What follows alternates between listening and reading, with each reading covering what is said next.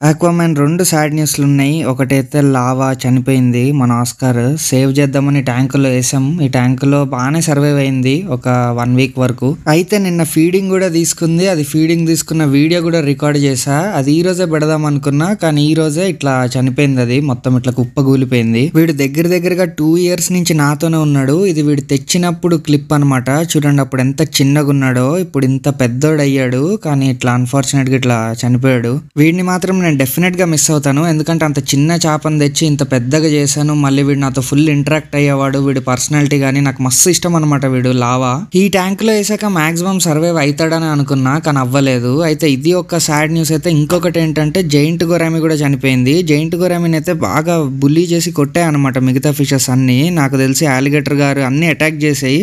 ఇంకా ఇది కూడా చనిపోయింది. ఇది 1 డేలో అటాక్ చేస్తాయి అనమాట దీనిపైన అయితే.